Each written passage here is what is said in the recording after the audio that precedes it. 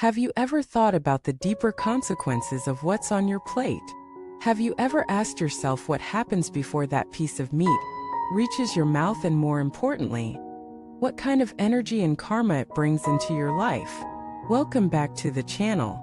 I'm truly honored to have you join us for a topic that is as spiritually urgent as it is uncomfortable.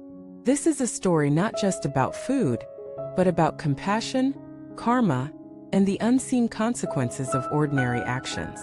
Today we explore the profound and often challenging teaching of Master Yinguang, a great Buddhist master who pulled back the veil on the eating of meat and its devastating spiritual and karmic implications.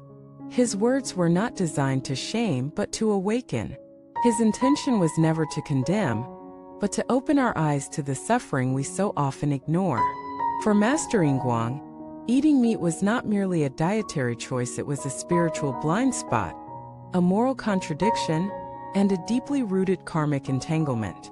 And once you truly see what he saw, it becomes nearly impossible to continue as before. Let's start with the question he often posed to his disciples. If you truly believe that all sentient beings wish to live and fear death, how can you justify taking life for the sake of flavor? This wasn't a rhetorical question. It was a direct challenge to those who claimed to follow the bodhisattva path while still consuming the flesh of beings who screamed, struggled, and bled for our temporary satisfaction. He wrote passionately about the cries of animals, the fear in their eyes, the desperation in their final moments, and the bitterness that fills their being as they are led to slaughter. Imagine, he said, being dragged to your death, helpless, screaming for your life, only to be carved up, sold, cooked, and consumed by someone who thinks nothing of your agony. Now imagine that person chanting sutras at night, or bowing before a Buddha statue in the morning. What harmony can exist in that contradiction? Master Yinguang emphasized that true compassion is not selective. You cannot claim to practice kindness and yet fund cruelty. He didn't speak from dogma. He spoke from direct insight into the interconnectedness of all beings, and the karmic chain reaction set into motion by every act of violence, no matter how hidden it may seem. Eating meat, he explained, is not just about the animal. It's about the karmic imprint left on the eater. When you consume a being that died in fear, pain, and hatred, you take that energy into your own body. That vibration becomes part of your mind stream. It affects your emotions, your thoughts, and your destiny. He also warned that eating meat creates subtle karmic debts. You may not be aware of them, but they accumulate. Every life taken through your support becomes a thread that ties you to future suffering. And this isn't abstract philosophy, it's observable. Have you noticed how often those who indulge heavily in meat suffer from restless sleep, irritability, health problems, and emotional turbulence? Have you seen how entire societies desensitize themselves to cruelty because they're used to violence being normalized on their plates? Master Yinguang urged people to look deeply, not with guilt, but with courage. He often said, "One who eats meat not only harms the life being consumed, but also damages the seed of compassion in their own heart." That seed is the very root of the spiritual path. If you harden it, if you neglect it, the tree of wisdom cannot grow. But perhaps the most powerful part of his message was this: every being wants to live. And when we honor that, we align ourselves with the universal rhythm of life. When we violate it, we separate ourselves from that rhythm and invite suffering. He wasn't naive. He knew that for many people, meat was a habit, a culture, even a necessity in certain circumstances. But he believed that once you are aware, truly aware, you cannot unsee what you've seen, and you will begin to change. Even one day of abstaining matters. Even one meal spared makes a difference. And with each act of compassion, you reawaken your own heart.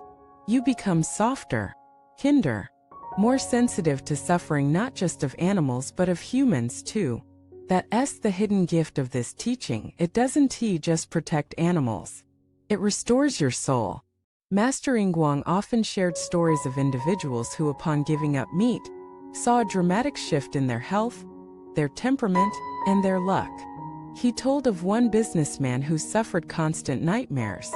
Upon meeting the master, He was advised to give up meat for just a week and to chant Amitabha's name. The nightmares vanished. His spirit lightened. His business improved. Coincidence? Perhaps. But in the spiritual world, nothing is truly random. When you stop taking life, you start receiving life. When you stop hardening your heart, your world softens. But more than that, Master Yinguang warned that in the afterlife, the consequences of meat eating could be terrifying. The souls of animals do not vanish. Their pain echoes. Their resentment lingers. He described the spiritual courts of justice, where beings must repay their karmic debts. For meat eaters who never repented, he said, the path after death could lead to realms of unimaginable suffering. But there is hope. Always hope. Through sincere repentance, through the vow to abstain, and through dedicated chanting and merit creation, those debts can be transformed. He taught that the Buddha's compassion is infinite, but it is activated through sincerity. You must truly want to change. Not out of fear, but out of awakening. And so, he called on every follower, not just monks, but lay people, to make the vow of compassion. Not to wait for the perfect time. Not to wait for convenience. But to begin now. With one meal. One day. One step. Because every step you take toward compassion brings you closer to the Buddha within. And that is the real path, not just belief, not just prayer, but action. So what can you do now? Start by looking at your own habits, not with shame, but with clarity. Ask yourself, is my pleasure worth the suffering of another being? What does my food say about my values? And how can I align my plate with my path? Remember, this is not about perfection. It's about progress. Even the Buddha began as a prince, indulging in every luxury. But once he saw suffering, he chose to change. Now it's your turn. You don't have to renounce the world. Just renounce cruelty. You don't have to become a saint. Just become sincere. Let Master Yinguang's words echo in your heart. Every being that dies for your pleasure becomes your creditor in another life. So pay that debt, not with guilt, but with compassion. And you will find that the universe begins to repay you in ways you never imagined. Thank you for watching this video. If these teachings have inspired you to see deeper, live lighter, and love more fully, please subscribe, leave a comment, and share this message with others. Together, let us walk the path of compassion, not just in thought, but in every bite we take.